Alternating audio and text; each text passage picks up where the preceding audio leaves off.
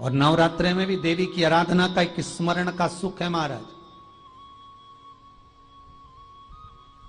ज्योत का विधान है, नवरात्रे में देवी की ज्योत लगती है, अखंड ज्योति लगती है, जवारे बुआए जाते हैं, कलश लगता है। ज्योत का भी विधान है।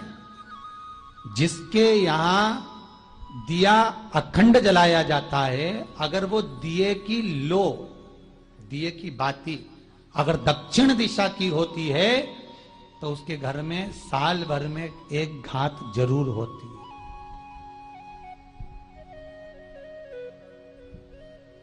जो दिया अखंड जलता है उसकी बाती का मुख दक्षिण का नहीं होना चाहिए। अगर आपने देवी भागवत का स्मरण कराओ, देवी भागवत को अगर सुना हो, तो देवी भागवत में स्पष्ट किया गया कि पूर्व की ओर मुख करा हुआ दिया, अर्थात पूर्व की ओर ज्योत जो जलाई जाती है वो संपदा की वृद्धि करती है। पश्चिम की ओर मुख कर कर जो ज्योत लगाई जाती है महाराज, वो वैभव को देती है। और उत्तर की ओर जो मुख कर कर ज्योत जलाई जाती है, उत्तर की ओर जो ज्योत का मुख रहता है वो आयु की वृद्धि करती है, घर में अकाल मौत को रोकती है।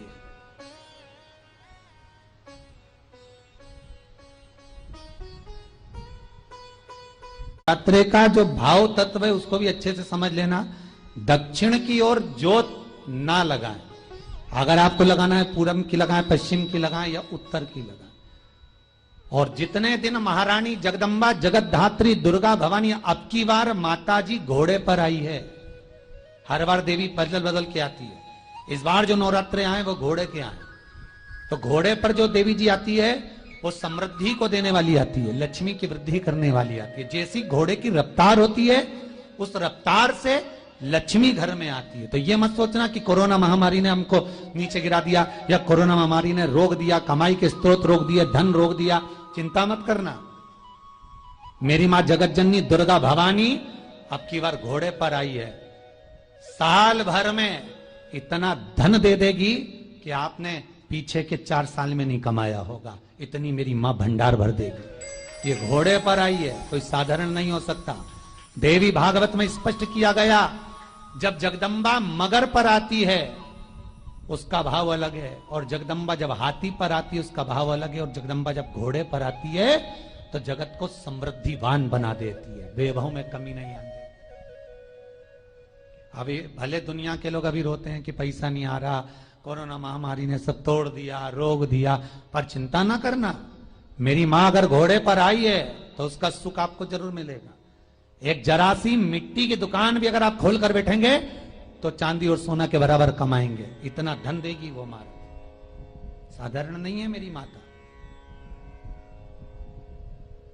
तात्विक सुख का आनंद देने वाली, लाभ तत्व प्रदान करने।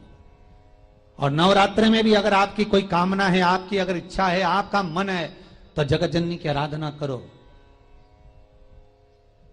पति और पत्नी में अगर क्लेश है तो जगदम्बा के मंदिर में मक्खन चढ़ाओ, प्रेम बढ़ जाएगा। आपको लगता है कि पति कोई अन्य स्त्री से लगा हुआ है या परिवार टूट रहा है, तलाक तक पहुंच गया है, तो माता के मंदिर में आप ध्वजा लगवाइए, उस ध्वजा पर मक्खन लगाकर लगवाइए, आपको लाभ मिलेगा।